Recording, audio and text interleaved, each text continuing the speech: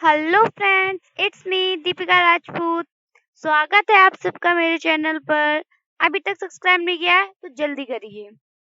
तो आज हम लोग जानेंगे रेगुलेटिंग एक्ट के बारे में। इसकी शुरुआत हुई थी सन 1773 से। तो इसके पहले कुछ क्वेश्चंस जान लेते हैं कि ये मतलब कि अगर कोई पूछ दे कि रेगुलेटिंग एक्ट क्यों लगाया गया तो हमारा आंसर क्या होना चाहिए। तो हम कहेंगे कि रेगुलेटिंग एक्ट का मकसद भारत में स्थित ईस्ट इंडिया कंपनी की गतिविधियों को ब्रिटिश कंपनी की निगरानी में लाना था। ये तो हमारा आंसर हो गया। अब इसके बाद कोई वही हमसे पूछ दे कि रेगुलेटिंग एक्ट लागू होने के समय बंगाल के गवर्नर जनरल कौन थी। तो हमारा आंसर अब क्या होगा। तो हमारा आंसर होगा कि रेगुलेटिंग एक्ट लागू होने के समय बंगाल का गवर्नर जनरल रॉबर्ट क्लाइव था।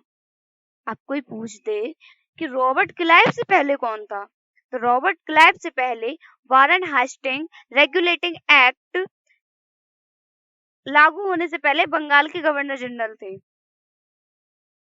अब हम जानेंगे रेगुलेटिंग एक्ट की विशेषताएं, जो कि इस प्रकार हैं।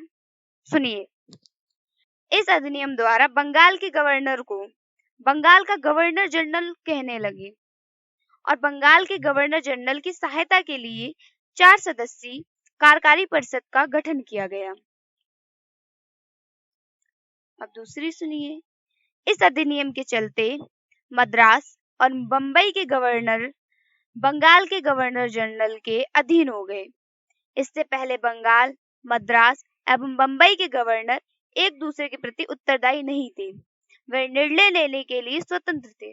अब उन्हें एक दूसरे के प्रति उत्तरदायी हो गए हैं। पहले वो खुद ले सकते थे। अब इसकी और विशेषताएं हैं, वो भी सुनिए। रेगुलेटिंग एक्ट के अंतर्गत कलकत्ता में सन 1774 में एक उच्चतम न्यायालय की स्थापना की गई, जिसमें एक मुख्य न्यायाधीश और 3 अन्य न्यायाधीश थे। अब कोई हमसे पूछे कि उच्चतम न्यायालय के प्रथम मुख्य न्यायाधीश कौन थे? Sir Elijah Impey. ये प्रथम मुख्य न्यायाधीश थे। कब के? जब रेगुलेटिंग एक्ट स्टार्ट हुआ था तब के। अब और सुनो, रेगुलेटिंग एक्ट के चलते समय ईस्ट इंडिया कंपनी के लोग निजी व्यापार नहीं कर पाए और ना ही भारतीयों से रिश्वत ले पाए। अब हम जानेंगे रेगुलेटिंग एक्ट के संशोधन के बारे में। इसे अमेंडिंग एक्ट भी कहते हैं, 1781 में लागू हुआ था। तो सुनिए, तो सबसे पहले इसका नाम बदल के रखा गया एक्ट ऑफ सेटलमेंट। इसका नाम बदला गया पहले संशोधन में। फिर दोबारा जब संशोधन हुआ तब उसमें ये कहा गया कि किसी भी राजस्व एकत्रित करने की व्यवस्था में कोई रुकावट नहीं डाली जाएगी। अब इसके बाद तीसरा क्या हुआ वो भी सुनो। नए कानून बनाते समय भारतीय धर्म व रीति रिवाज का सम्मान किया जाएगा।